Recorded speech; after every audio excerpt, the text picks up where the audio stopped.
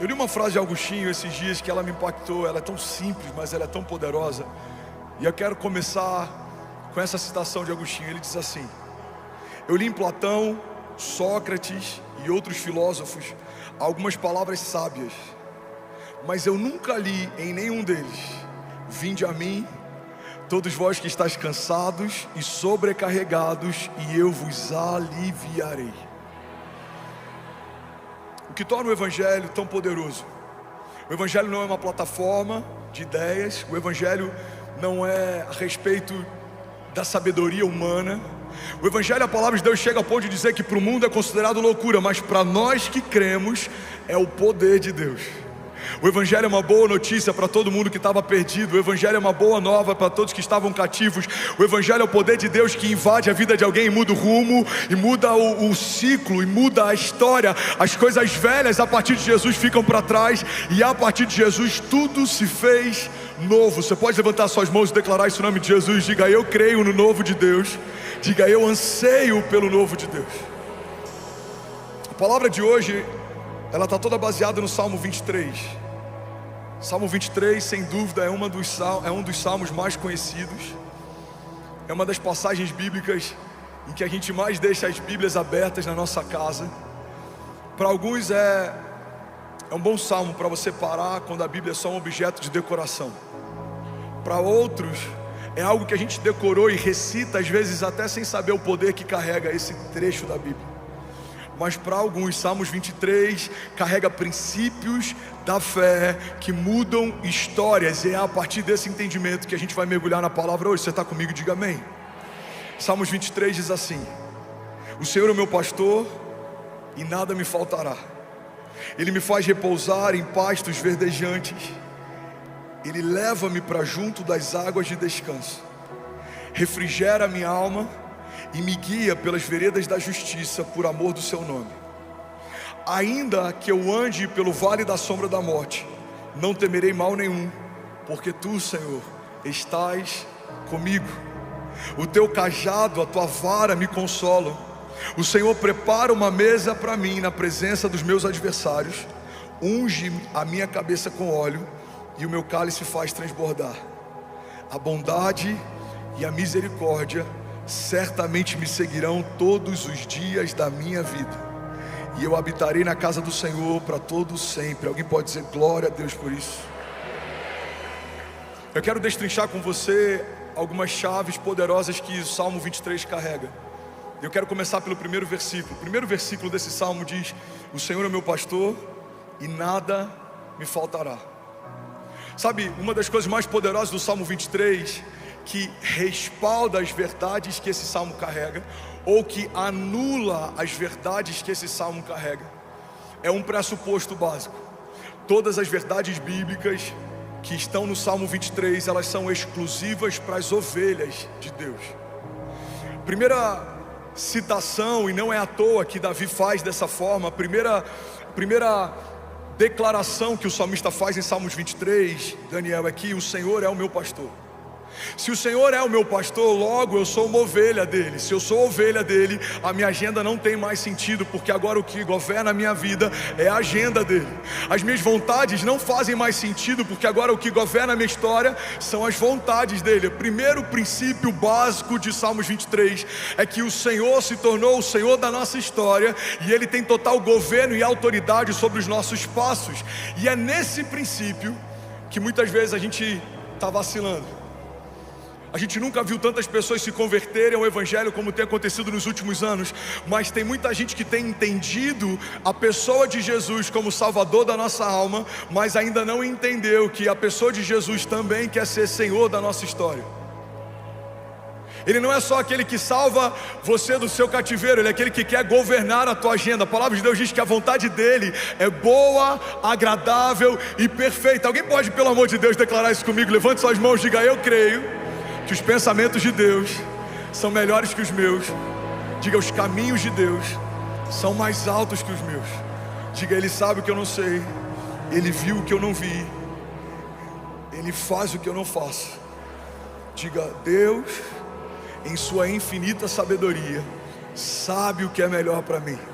Diga: e a partir de hoje Diga: eu não vou negociar, recuar, reclamar.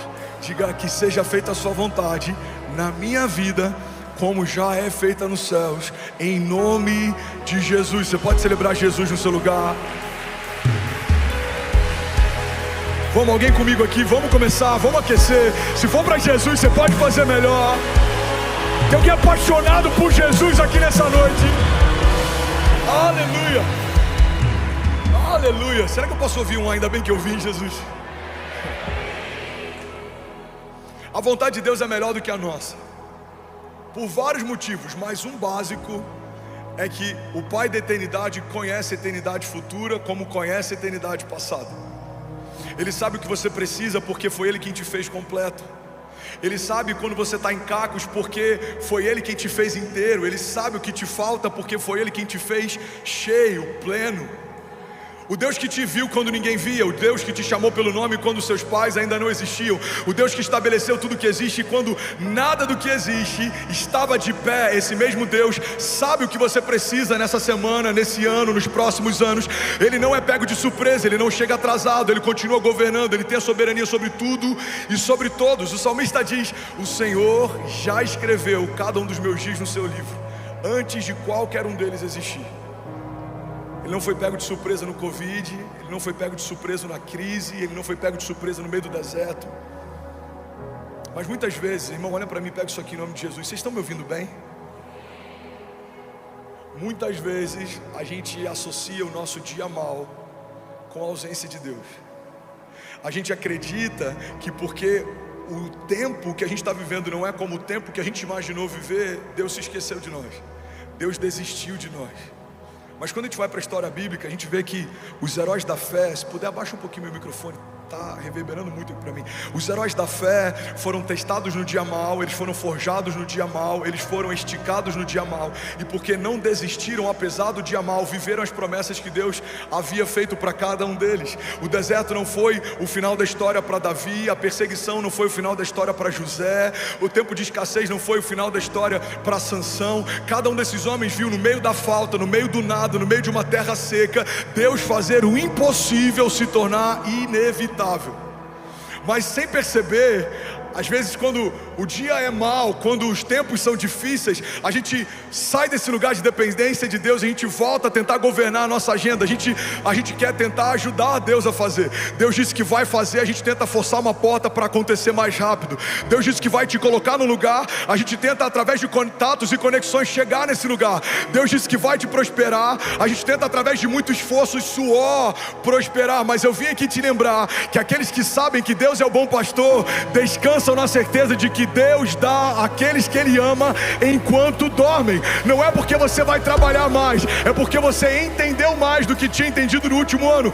Deus vai acrescentar sem você se esforçar. Pastor, eu não preciso me esforçar, não. Você só tem que estar onde Ele pediu para estar, você só tem que fazer o que Ele pediu para fazer. Mas não é porque você é bom, é porque Ele é bom e Ele te ama. Não é porque você está suando, é porque Deus decidiu fazer infinitamente mais do que tudo que pedimos ou pensamos, segundo o seu poder que em nós atua. Alguém comigo aqui, pelo amor de Deus? Aleluia. Sabe, o homem quando está no jardim, ele é suprido de todas as formas. Ele não tinha fome, Deus já havia preparado todo o alimento. Ele não tinha necessidades, Deus já havia preparado o ambiente. A dinâmica da graça é estabelecida a partir de um Deus que provê antes da necessidade chegar. Alguém está comigo aqui? Diga amém. No jardim Deus provê antes da necessidade chegar. Mas aí o homem peca, ele é destituído da glória e da presença de Deus, ele é expulso do jardim. E a partir da queda, Deus estabelece um princípio: agora você vai comer do suor do seu trabalho. Se trabalhar tem, se não trabalhar não tem. Se trabalhar muito tem muito, se não trabalhar muito tem pouco. A dinâmica depois da queda, ela é meritocrática, ela não é a partir de graça, ela é a partir de mérito. Mas precisamos entender que quando Jesus na cruz do Calvário restaurou as realidades do jardim, Ele nos trouxe de volta para o lugar da origem. Irmão, olha para mim, recebe esse nome de Jesus. Você não vai viver à medida daquilo que você se preparou para viver. Se você descansar, se você crer e não duvidar, se você permanecer dependente de Deus, você vai viver uma medida que só Deus poderia te dar. Davi não estudou para assumir um reinado, mas foi ungido rei porque o coração dele era puro. José não estudou e se preparou para assumir o governo, mas governou porque Deus deu para ele um sonho e ele não negociou a pureza mesmo quando foi tentado. Todos os homens de Deus viveram os sonhos de Deus, não porque estavam aptos de forma natural para aquilo, mas porque entenderam que Deus é um bom pastor e Ele recompensa aqueles que creem no poder do seu nome. A vontade dele é melhor do que a minha, a agenda dele é melhor do que a minha, os caminhos dele são mais altos que os meus. Deus é um bom pastor e de nada você terá falta. Alguém pode dizer glória a Deus por isso? Você pode levantar suas mãos e declarar isso. Diga: Deus é um bom pastor. Diga: Deus não é qualquer pastor. Diga: Deus é o meu pastor e de nada eu terei falta.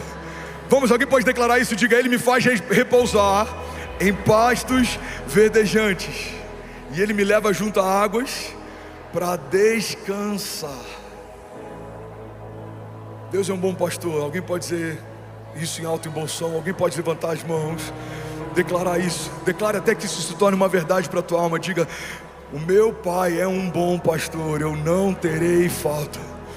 Ele supre toda a minha necessidade, Ele preenche todo o meu vazio, Ele estanca todo o sangramento, Ele fecha toda a ferida aberta. Ele sabe o que eu preciso, Ele sabe o que eu desejo. O Senhor sabe o que a minha casa precisa, o Senhor sabe quais são os nossos desafios.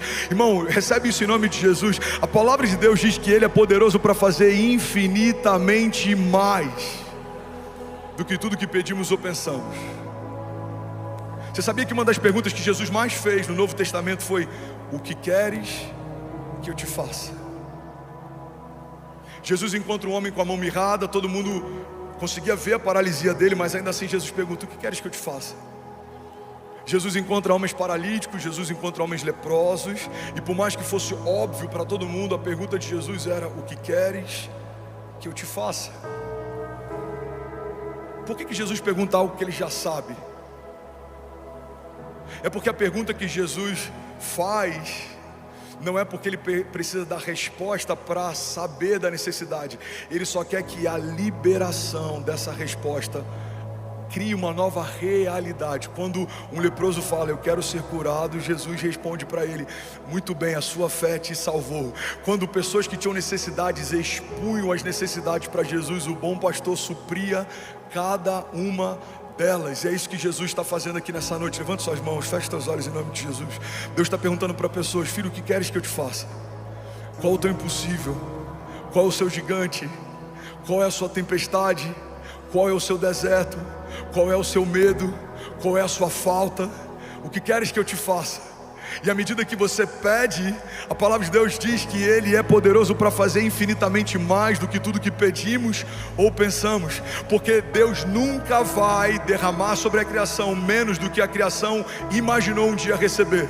Você veio aqui talvez para receber uma resposta, Deus está aqui pronto para liberar o teu destino. Você veio talvez para receber uma palavra que vai te animar durante a tua semana, Deus está pronto para transformar para sempre a tua vida. Você veio aqui só porque está enfrentando um momento difícil financeiro, mas Deus pode liberar o teu destino financeiro e transformar você em um canal de provisão para gerações.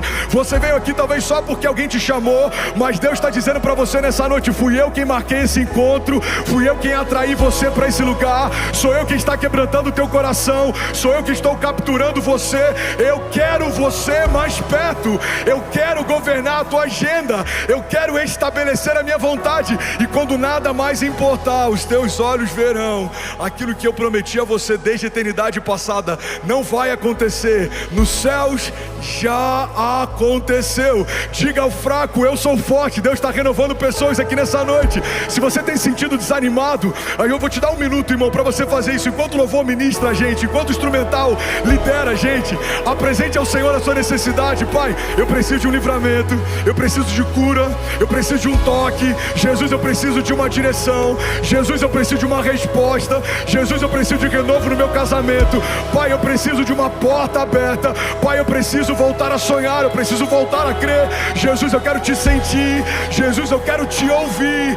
Apresenta a Ele, e a palavra de Deus nos garante: Ele é poderoso para fazer infinitamente mais do que tudo que pedimos ou pensamos.